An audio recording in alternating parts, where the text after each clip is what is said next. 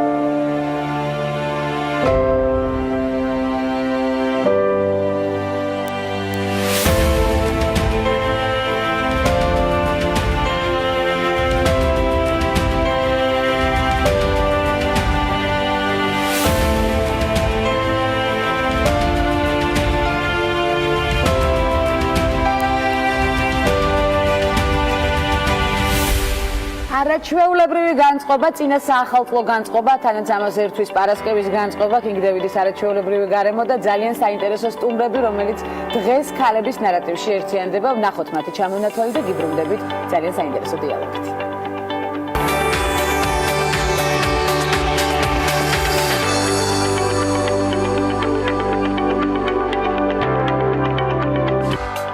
მორიგი პარასკევი კინგ დევიდიდან. წინა საახალწლო განწყობას მაყურებელთან და სტუმრებთან ერთად ვიზიარებთ. პარასკევის გადაცემის გმირები კი ირმა ხეცურიანი, მსოფლიო ჩემპიონი ეტლით ფარიკაობაში და ნინო მასურაშვილი, TBC ბანკის გენერალური დირექტორის მოადგილე არიან. ეს ქალების ნარატივია. ვანცა ლაღიძესთან ერთად.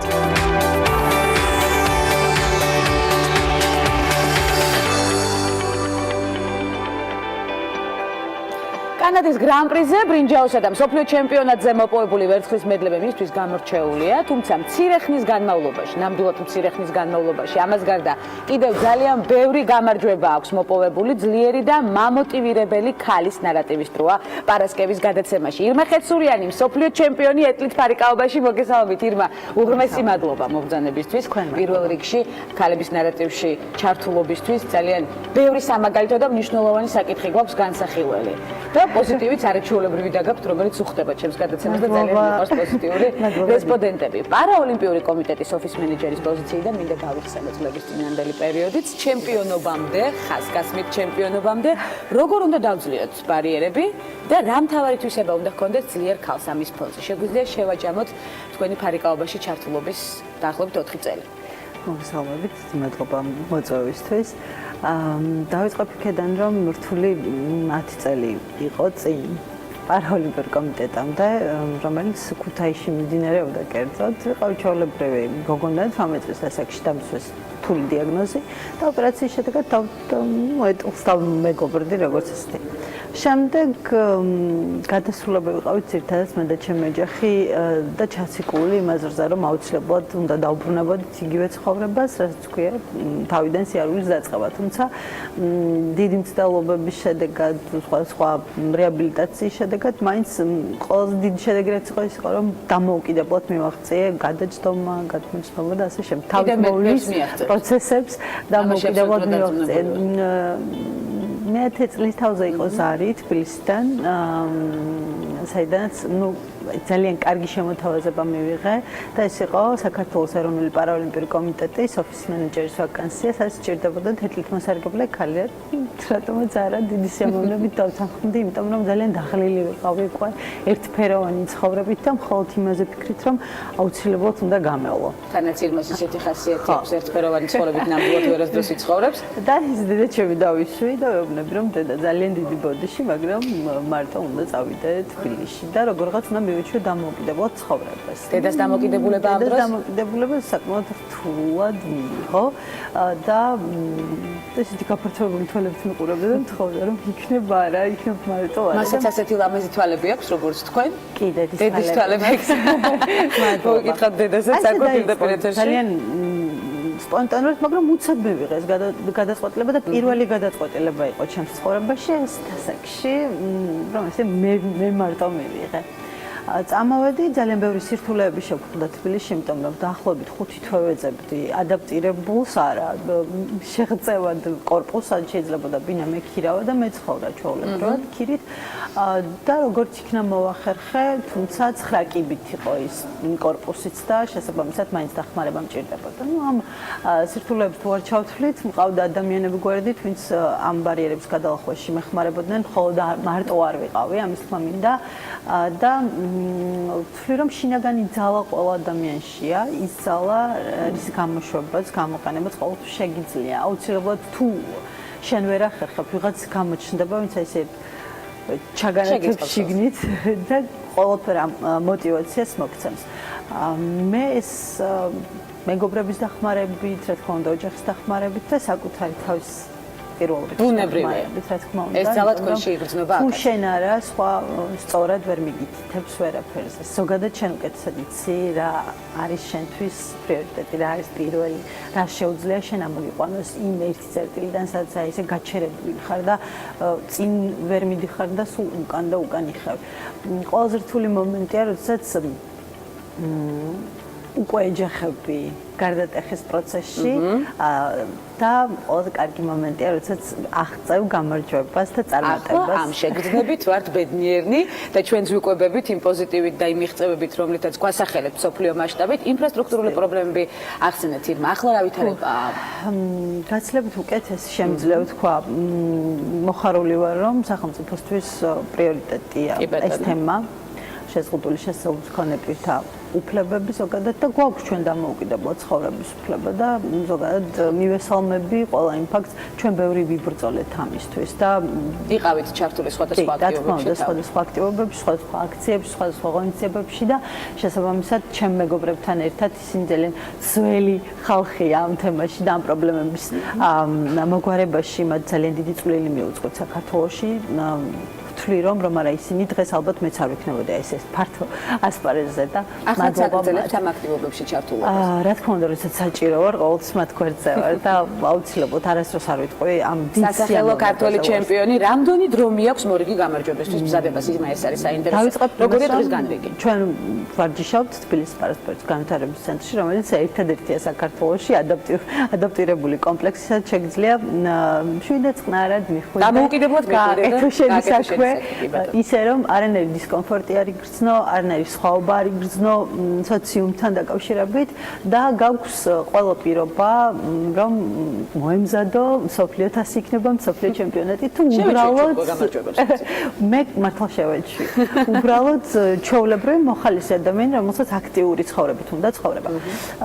ჩვენი დღის გრაფიკს რაც შეეხება გაჩნია თუ წინა მოსამზადებელი პერიოდია შეჯიბრისთვის საკმაოდ დაძაბულია, საკმაოდ დატვირთულია და ხანგრძლივია. შემიძლია ვთქვა, რომ გვაქვს ორჯერადი ვარჯიშები შეჯიბრამდე და ეს ვარჯიშები 3 საათი ერთი დღის განმავლობაში პირველ ნახევარში და შემდეგ ალბათ 4.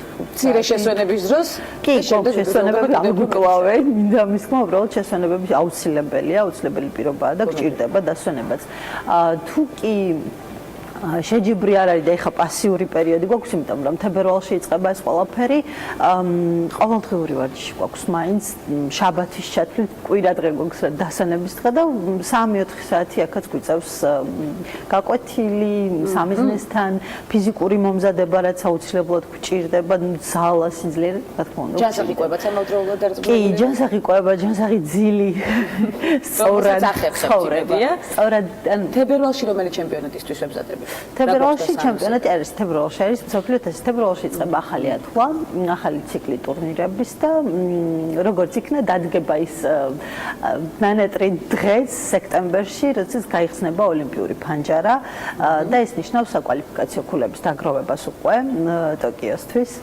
ყველა ტურნირი მსოფლიო იქნება ეს თასი თუ მსოფლიო ჩემპიონატი, ევროპის ჩემპიონატი იქნება სალიცენზიო. დამზადებით ტოკიოს დაპყრობისთვისაც ამავდროულად. და მინდა აღვნიშნო, რომ მე ვფარიკაობ ორ სახეობაში, ეს არის რაპირით ფარიკაობა და ხმლით ფარიკაობა და ჩემი მოსაყვარლესი იარაღი მაინც ხმალია, რომელშიც ყველაზე დიდი წარმატებები მაქვს და მსოფლიო ჩემპიონიც ახლა ხანს ხმლით ფარიკაობაში გავხდი და გახდა ოლიმპიური სახეობა. არ იყო აქამდე და სულ რამოდენიმე თვეა გახდა ოლიმპიური სახეობა და ჩვენ ძალიან დიდი შანსი გვაქვს ტოკიოში, რომ უმაღლესი სინჯის მედლებით დაუბრუნდეთ უკან. ჩვენ ძალიან დიდი იმედი გვაქვს. აქვე ძალიან საინტერესო მიმართულება ირმა არაჩვეულებრივად ხმარობს ხმალს, მისი გაბრაზება არ შეიძლება, არა მხოლოდ ხმალს. ძალიან ძლიერი ქალის ხასიათი.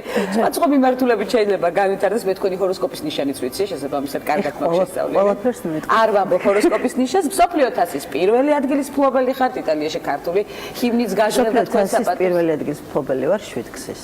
7 გზის, კი ბატონო, წლის საუკეთესო სპორტსმენიც მრავალ გზის ალბათ.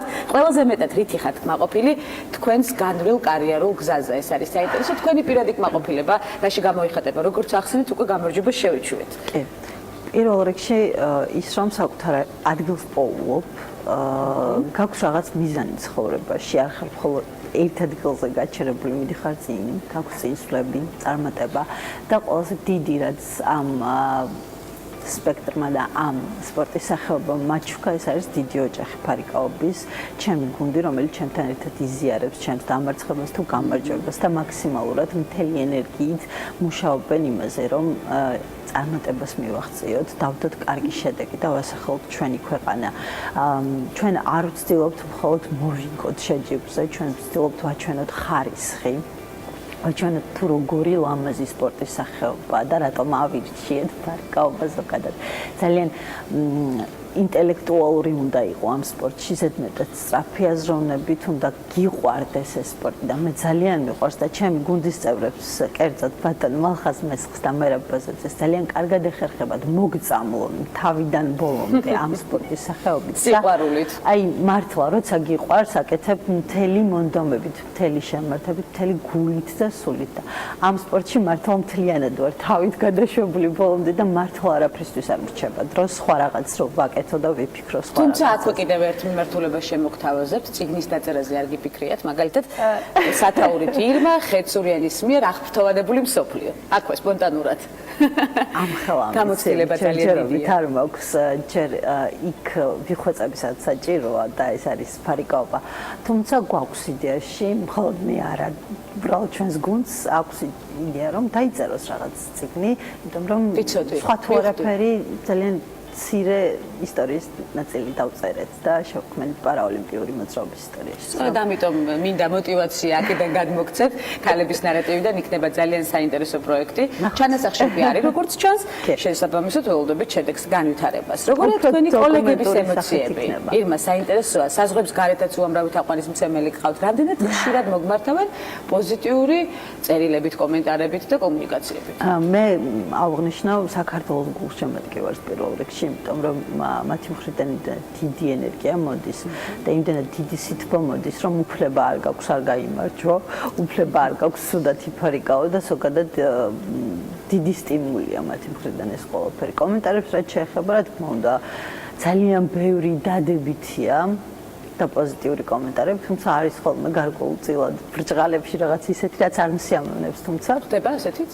ну, პრინციპში ყველაფერში ბალანსია საჭირო, აქვე შევთანხმდები და ყველას არ მოეწონება ის, რასაც აკეთებ, თუმცა საზღვრებს გარეთიდან, რა თქმა უნდა, არის ხალხი, ვისაც ვინც მოჰყავს აღფრთოვანებაში ჩვენს აი ამ შრომას, ფასდება ეს ყველაფერი, ხედავენ და ზოგადად დიდი პლუსია ეს ჩვენთვის, იმიტომ რომ მათი სიყვარული, მათი თანადგომა, გვერდჩდგომა და ის გამოხატვა იმ ემოციის, რა ემოციად აქვთ ზედმეტად სასიამოვნო. და მამოტივირებელი კიდევ უფრო მეტი რა თქმა უნდა და ყველაზე კარგი მომენტი იყო, როდესაც აქამდე ვფარიკაობდი გამარჯვებისთვის და ბოლო ჩემპიონატზე, მსოფლიო ჩემპიონატზე ერთ-ერთი ყველაზე კარგი მოფარიკავე, ხმით მოფარიკავე პოლონელი მამაკაცია, რომელიც მოვიდა მომილოცა და მითხრა, რომ ყველაზე კარგი რაც დავინახე დღეს შენში ის იყო, რომ ხარისხის დონე ძალიან მაღალია შენი ფარიკაობის და ისეთ ბედნიერი დავდიოდი მთელი დღის განმავლობაში, რომ მეთქი ამაზე კარგი არაფერი მომისმენია. ხარისხს ვეძებთ ჩვენ ფარიკაობაში. ჩვენ ვეძებთ ხარისხს და გვაქვს შედეგი, უამრავი გამარჯვება, ეს არის მნიშვნელოვანი. სწორედ რა სჭირდება საქართველოში აი ამის ფონზე სპორტის კონკრეტულ მიმართულების განვითარებას თქვენი გადმოსახედიდან, რა რეკომენდაციას გაწევთ, როგორც აქტიური ჩართულობის წარმომადგენელი დღეს უკვე ქალების ნარატივში? სპორტს შეეხება ჩვენ დაბრკოლება არ გვქონია ამ თემასთან დაკავშირებით, როგორც კი დავიწყეთ, რა თქმა უნდა, დასაწყისში იყო ის, რომ აღჭურვილობა არ ქონდა საჭირო და იყო ფინანსური პრობლემები, თუმცა ნელ-ნელა ეტაპობრივად მოგეხსენებათ, რომ თბილისის პარასპორტის ცენტრის განვითარების ცენტრი მერიის დაქვემდებარების ქვეშ არის და ბალანსირება ფინანსური ზოგადად მერიას ეკუთვნის. არასდროს არ გქონია ხელის შეშლა, რაღაც შეჯიბრებებზე შეკრება იქნებოდა. ამან მოგცა განვითარების საშუალება. ხელშეწყობა იყო მაქსიმალური. სამინისტრო გინდა სპორტის სამინისტრო, რა თქმა უნდა, თან მორალური მხარდაჭერაც იმხელა დიდი იყო, რომ ფინანსურ ზოგჯერ სწორედ და მართლა, მაგრამ აუცილებელია ჩვენთვის საჭირო აღჭურვილობა, რა თქმა უნდა, რომელიც ყოველთვის უნდა გქონდეს, თუ მეტი იქნება, არასდროს არ არის ზედმეტი, რა თქმა უნდა. მოწოდებით პირდაპირ ეთერში. რომ გავუბრალდით, ახლა ვართ 5-ნი, მივიყავით 2-ნი და ახლა ვართ 5-ნი და ნელ-ნელა ინტერესიც უფრო მეტია და მოგეხსენებათ ცენტრში მხოლოდ ფარიკაობა არ არის, ძალიან ბევრი სპორტის სახეობაა და შესაბამისად ვისურვებდი, რომ ნებისმიერ სპორტის სახეობაში განვითარება შეიმჩნეოდეს ნაბიჯ-ნაბიჯ და ვცდილობ რომ მე მივცე რაღაც მაგალითი, ჩვენმა გუნდმა მისცეს რაღაც მაგალითი ამისი. სწორედ ამიტომ საუბრობთ დღეს ძალიან მნიშვნელოვანი დიალოგით, თქვენ ხართ ნამდვილი мотиваცია, ძლიერი ქალის ნამდვილი სახე, მიუხედავად იმისა, რომ ახსენეთ, რომ დრო ნამდვილად არ რჩება თანაფრისთვის. საინტერესოა, როგორია წინა საახალწლო სამზადისი. ჩემპიონი ხართ სამზარეულოშიც. სამზარეულოში თუ ხარ ჩემპიონი ირმა? ქალწული ვარ მე. მე ჭურჭლის. ბაღიარეთ მაინც. ნელ-ნელა ვიწყებ, რა თქმა უნდა, ქალის რაღაც მეტნაკლებად შემადგენელი ნაწილია ეს და გინდა არ გინდა გიწევს ხოლმე მithumetes და ოჯახებული ვარ და ეხლა ჩემს ფშიერი ხوار მოვყვა. ბუნებრივია. ზოგჯერ კი ამბობს რომ არაფერს კეთება არ იცია, მაგრამ მაინც ნელ-ნელა ვეჩვევი რაღაცებს და სუდი ყოველ შემთხვევაში მისი საყვარელი კერძები მაინც უნდა ვისწავლოთ ზედმიწევნით, ხო? კი, აუცილებლად. ეხლა საახალწლოდ გადავწყვიტე რომ რაღაც ფსუბუქი მაინც გავაკეთო ისეთ ჩემი ხელით რომ ვთქვა რომ აი ეს მე აი ეს ჩემი ხელით მე მაინც ჩემპიონი ვარ ნებისმიერ ადგილას, სადაც არ უნდა ვიყო. სოფლიო გაქვთ მოვლილი თავისი ტრადიციებით, კულტურით, სამზარეულოთი, თუნდაც სად გრძნობ თავს ყველაზე კომფორტულად. სად შეიძლება ითქვას, რომ ირმას გამჯვირთვის ადგილი? მე ყველგან ჩემ საქართველოს მენატრებას სიმართლე გითხრათ, მაგრამ გამოვარჩევდი ყველაზე მეტად კანადას. ძალიან მომეწონა ლონდონს, ეხლა ხანს ვიყავი, ჩიჯიბრი არ იყო, მაგრამ მაინც იმიტომ რომ ვერ ვიყო რომ ძალიან ჩემია, მაგრამ ძალიან შვიდად კომფორტულად ვგრძნობ თავს და სურვილი მაქვს რომ ის განვითარების დონე რაც სხვა ქვეყნებშია, კულტურა არ ჩვენ გვაკლია და მაღალ დონეზე გვაქვს მეტნაკლებად, უბრალოდ შენახვა უნდა, შენერჩუნება უნდა და რა თქმა უნდა წინსვლა უნდა ჩვენთანაც ყოფილი იყოს მაღალ საფეხურზე ვისურვებთ. რა ვიცი, პოლონეთი მიყვარს ძალიან. უნგრეთი ალბათ სამზარეულოთი უფრო. იმიტომ ძალიან გემრიელი კერძებია. ქალის სენტიმენტებამდე, კი ბატონო. ირმა, იმდენად დიდ პოზიტივს ასხივებთ და ნამდვილად დარწმუნებული ვარ, რომ ძალიან ბევრი გამარჯვება გაქვთ კიდევ წინ. რა არის თქვენი მომდევნო ნაბიჯი? ამაზე უნდა ვისაუბროთ აუცილებლად. ჩვენ ვემზადებით ტოკიოსთვის, ვემზადებით მთელი ენერგიით მართლა, სერიოზულობით, მობილიზებულად. ეგ არ გვაკლია? თავისი შესვენებებით არ უნდა გადაიტვირთოს არც ფსიქოლოგია, არც ორგანიზმი, ზედმეტად. მაქსიმალური ძალებით ვეცდებით ტოკიოსთვის 2020-ში მაღალი სინჯის ნაკლებიც. შემდეგ გამარჯვებასაც დარწმუნებული ვარ. ევროპის ჩემპიონატიც, გვაქვს მსოფლიო ჩემპიონატი 2019-ში. აუცილებლად იგივე შედეგები უნდა გავიმეორო და არა მარტო ხვლით ფარიკაობაში, არამედ რაპიდით ფარიკაობაში და ჩვენი გუნდი ამას მოახერხებს და რა თქმა უნდა ის გოგოები ვინც ყავს ახალი გოგონები, მათი შედეგებიც მინდა ძალიან მალე ვიხილო და გავიზიაროთ ქალების ნარატივში. მე ვიტოვებ პირობას რომ ექსკლუზივი გვექნება. ყველა ქალი და გადაცემის სტუმარი სამომავლო გამარჯვებებით და შედეგებით. დაგვიტოვეთ ფრაზა, როგორ უნდა გავეხმებოთ თავი ბარიერის და სირთულის დროს. თქვენს მაგალითზე და გავაგრძელოთ წარმატებული სვლა. როგორ უნდა გავიმხნებოთ თავი? ფრაზა და თითის თქვენ იმხნებებთ თავს შინაგან. შეიძლება ამას ამაღლა არ აღღერებდეთ, თუმცა არასდროს არ ვაჟღერებდა, თუმცა არ მაქვს ეს ფრაზები, მაქვს ძალიან ბევრი. ერთადერთი რაც არის ჩემბრალი არ არის ის რაც გარეთ, ანუ გარემოში ხდება. ჩვენზე მორგებული უნდა იყოს გარემო და არა ჩვენ უნდა ვერგებოდეთ გარემოს და გვიყვარდეს საკუთარი სხეული, საკუთარი თავი ისეთები, როგორებიც ვართ და ყოველთვის გავიღიმოთ. ღიმილი პოზიტივი რაც არ გვაკლია. გასცემ პოზიტივს აუცილებლად უკან იგივე დაგიბრუნდა. აბსოლუტურად გეთანხმები. დიდი მადლობა იმ პოზიტივისთვის, რომელიც დღეს გაეცით. მადლობა თქვენ. იმედია დაგიბრუნდებათ დღესვე ძალიან მალე, იმედია აქვე დაგიბრუნდათ ჩვენი გადაცემის ფარგლებში, ნამდვილად საინტერესო დიალოგი გვაჩუქეთ, რომელიც გაგრძელდება, იმედი მაქვს, ასევე ქალების ნარატივში. ირმა ხეცურიანი, მსოფლიო ჩემპიონი ეთლით ფარიკაობაში, მრავალი გამარჯვების მომპოვებელი და კიდევ მრავალი შედეგის შეჯამებით დაგვიბრუნდება, დარწმუნებული ვარ ქალების ნარატივში. მცირე სარეკლამო ბლოკის შემდეგ მორიგ საინტერესო სტუმარს ხვდებით და გველოდით.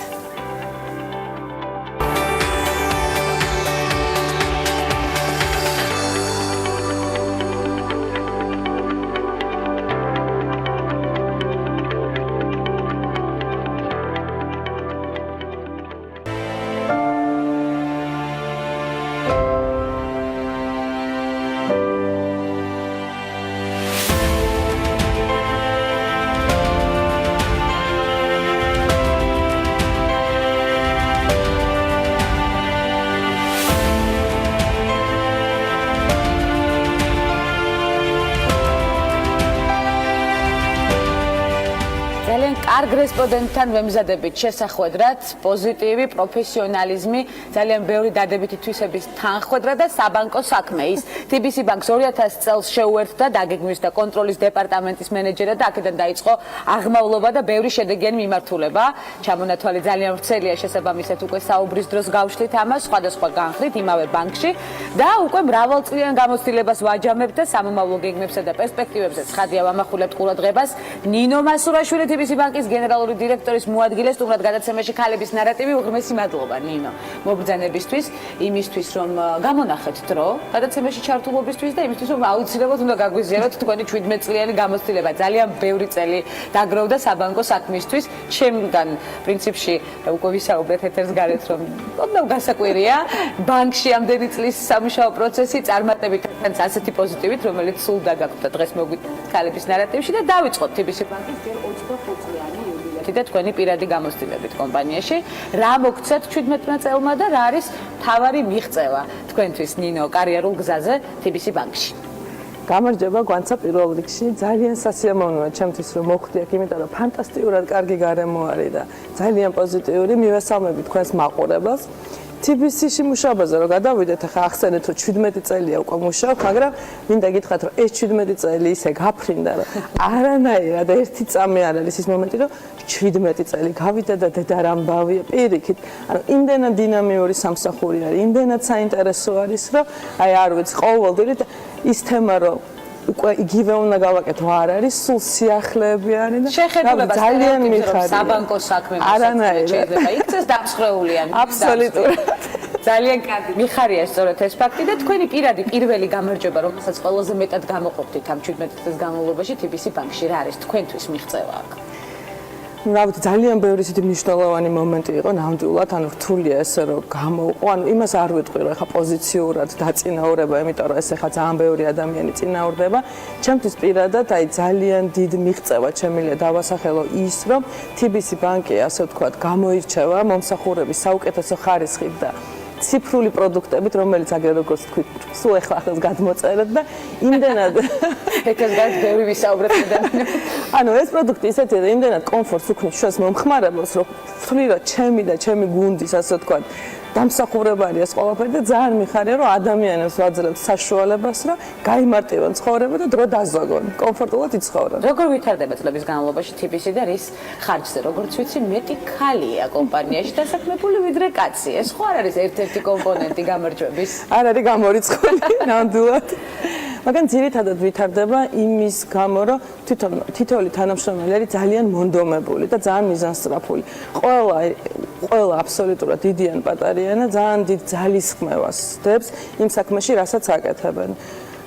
დილიდან აბსოლუტურად ასე ვთქვათ, მიზანმიმართულად ემსახურებიან ჩვენს კლიენტებს იმისათვის, რომ მოიტანონ ის პოზიტივი, რაც შემდეგ უკვე უკავშირში ჩანს ჩვენი კლიენტებიდან იმ კვლევებში და მგონია, რომ ეს არის რა, ყველა საქმეში ესე არის და TBC-შიც ეს არის ძირითადი მამოტივება. მომხმარებელზე საუბრობთ, მინო არ შემიძლია არ აღვნიშნო, პრინციპში მენეჯმენტის მიდგომა უკვე გასაგებია. სწორედ ამ პოზიტივით თუ მართავთ TBC ბანკს, ეს არის გამარჯვების ერთ-ერთი საწინდარი, ვიტყოდი და წარმატების საინტერესო ლოიალობა მომხმარებლის მიმართ, სანდოობის ხარისხი, რით განისაზღვრება რატომ უნდა გაკეთდეს ეს არჩევანი TBC ბანკზე, როდესაც არის ამხელა კონკურენცია ბაზარზე?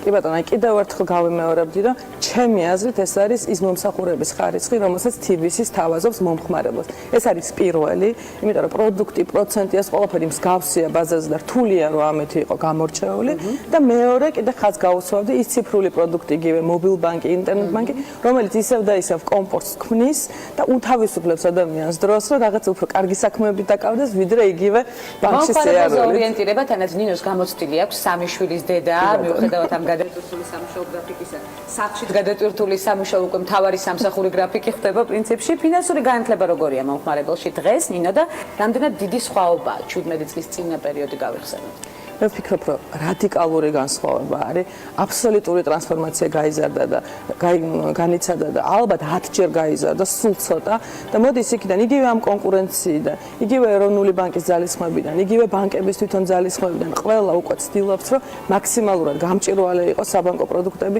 მიაწოდოს ინფორმაცია. გამჭვირვალეა იმ კუთხითაც, რომ ვებგვერდზე უკვე უამრავი ინფორმაცია არის დატანილი.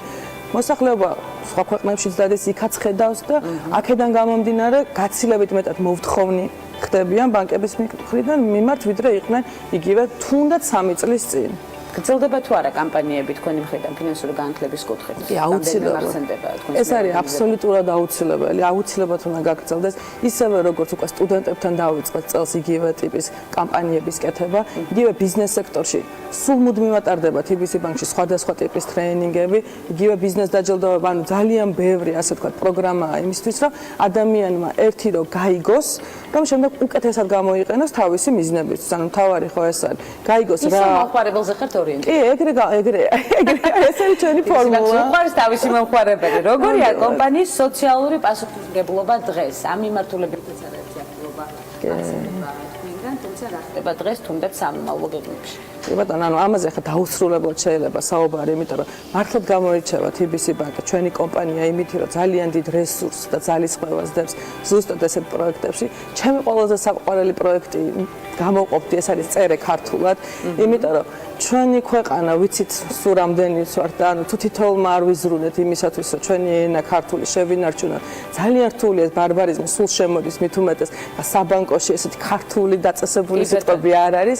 ამიტომ ეს პროექტი იყო ძალიან მნიშვნელოვანი ჩვენი ქვეყნისთვის და ეხლა არ ვიცი მომავალში კონკრეტულად ეხლა რა პროექტი გაკეთება, მაგრამ დარწმუნებული ვარ, რომ აუცილებლად იქნება სიახლეები, იმიტომ რომ TBC და სოციალური პასუხისმგებლობა განუყოფელი ნაწილი არის ერთმანეთისგან. როგორც მწვანე პერსპექტივით კითხავთ, კრეატივის საიდან იბადება? თანამშრომლების აზრს თუ ითვალისწინებთ, რამდენად ხშირად ხდება ეს კრეატივის შეკრება და შემდეგ უკვე სიახლის ძიება კომპანიისთვის? ძალიან ბევრი იდეა მოდის უშუალოდ თანამშრომლებისგან, აი უამრავი იგივე ეს კომუნიკაცია რაც კეთდება.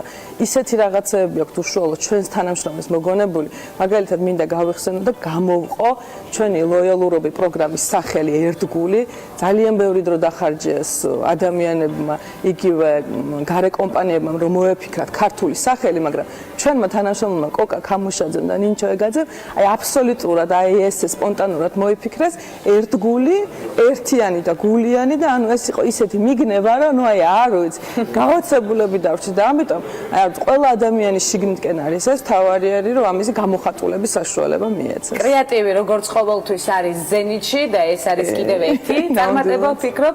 ეს იბადება გუნდური პრინციპით მუშაობით, ასეთი არაჩვეულებრივი ხელმძღვანელი პირებით, ემოციით, რომელიც მათგან მოდის და ის мотиваცია, რომელიც უკვე თანამშრომლებზე ნაწილდება, ეს არის მთავარი. იგრძნობა თუ არა უკვე საახალწლო განწყობა თქვენს კომპანიაში და თანამშრომლებში და რას აკეთებს მენეჯმენტი იმისთვის, რომ მეტი мотиваცია იყოს წინა საახალწლოდ და მეტი განწყობა დადებით? საახალწლო განწყობა, ცალსახადი გრძნობა, ანუ გამორიცხულია რომ ვერ შეგრძნო, იმიტომ რომ ქუჩაშიც რომ გამოდიყარ უკვე ისეთი საცობები არის და უკვე ადამიანებიც ისე ჩქარობენ რომ ყველაფერი რომ მოასწრონ, ნამდვილად იგრძნობა.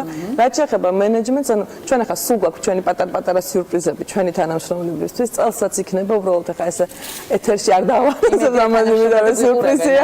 უხარიათ ძალიან. სიურპრიზია და აგერ თვითონ ნახავენ ცოტა ხანში. სიურპრიზად რჩება, მინდა ჩემს მეგობრებსაც მოუწოდო აქედან რომ მოთმინებით TBC ბანკში თანამშრომლებს, რა თქმა უნდა, თქვენი პირადი პირადი ახალი წელი როგორია რა არის ყველაზე დიდი საჩუქარი საახალწლო? ყველაზე ძალიან რაც მე მახარებს საახალწლოდ ეს არის თოვლის ბაბუის მოსვლა. იმიტომ რომ ეს არის მთელი სცენა და მთელი მოვლენა, როგორ მობრძანდება თოვლის ბაბუ, როგორ ხვდებიან ბავშვები, აღმოაჩენენ ამ საჩუქრებს, მე როგორ ხდება მისი გაშლა და არის ეს ისეთი პოზიტივის მომტანი არის, რომ ამაზე კარგი მომენტი ახალ წელს აი არ ვიცი. და მიუხედავად თვით დეკემბრისა, თქვენ ამას მაინც ახერხებთ სამზარეულოშიც მოგიწევთ, რა თქმა უნდა. ტრიალი არის თუ არა ეს თქვენი ძლიერი მხარე, ნინო? აი არ ვიცი, იყო ძლიერი მხარე 17 წლის წინ, მაგრამ ეხლა ანუ ამას თვითონ ვერ გამოყოფთ, იმიტომ რომ აი ხაც ვიტყვი რა, რომ თავარი არის ხარისხი და არა რაოდენობა. რაღაცა ერთი ოჯახურად გაკეთებული კერძი გაცილებით საინტერესო და მნიშვნელოვანია და თბილია, ვიდრე ეს გაშლილი სუფრები, რომელიც ხანაერით შეიძლება რომ გააკეთო. აქაც კრეატიული მიმართულება, აქაც დადებითი ემოცია, ნინო ძალიან კარგი რესპონდენტი ბრძანდებით, რომელიც დარწმუნებული ვარ, ხშირად იქნება ჩვენი სტუმარი და გვაჩუქებს იმ არაჩვეულებრივ დიალოგს, რომელიც დღეს შედგა. შაბათი კვირა ვიცი რომ დატვირთული გაქვთ უკვე ოჯახური საქმიანობით, ეს არის განსაკუთრებული რიტუალი თქვენი ბავშვებისთვის და თქვენთვის. რა იქნება მორიგი ნაბიჯი კარიერულ სვლაში? ფიქრობთ რომ წლების განმავლობაში ისევ იმ არაჩვეულებრივ ადგილას იქნებით, სადაც ახლა გრძნობ თავს კომფორტულად? აი არ ვიცი, ჩემთვის TBC ბანკი არის ჩემი ცხოვრება, ანუ რეალურად ეს ანუ არ ვუყურებ როგორც სამსახურს, ეს არის ჩემი შემადგენელი ნაწილი. ამიტომ მე დარწმუნებული ვარ, რომ აქ კიდევ ძალიან დიდი ხანი ვიქნები და გულით ვიქნები კარგი ხანი. შეიძლება იყოს რაღაცა მომენტი, რომელიც სხვა ინტერესი გამოჩნდეს, მაგრამ ამას ახლა ესე დღეს ვერ ვხედავ. გასაგებია, მომავალშიც აუცილებლად დაგიკავშირდებით იმ კრეატივის შესაჯამებლად, რომელიც დაიბადება და ცნობილი რა ხის განმავლობაში სანამ ერთმანეთს შევხვდებით. სასიამოვნო ახალ წელს გისურვებთ და იმ სურპრიზების განხორციელებას არ მხოლოდ სამსახურისთვის და თანამშრომლებისთვის, არამედ ოჯახისთვისაც. ცხადია, ესეც არაჩვეულებრივად გამოვა და კიდევ ერთხელ უნდა აღვნიშნოთ, ნინო მასურაშვილი TBC ბანკის გენერალური დირექტორის მოადგილე. გახლდათ ქალების ნარატივის სტუმარი, რომელსაც არაერთხელ შევხვდებით კიდევ იმ პოზიტივით და იმ პროფესიონალიზმით, რომელიც დღეს მოვიდა ჩვენთან. ასეთი იყო დღევანდელი ნარატივი, არაჩვეულებრივ შაბათ-კვირას გისურვებთ. დარწმუნებული ვარ, ასეც იქნება იმ წინა საახალწლო განწყობით და პოზიტივით, რომელსაც გატანთ დღევანდელი გადაცემიდან და ხვდებით ერთმანეთს უკვე ორ შაბათ ზუსტად 11 საათზე, რა თქმა უნდა, კვლავ ტელევიზორის პირდაპირ ეთერში. ბედნიერად.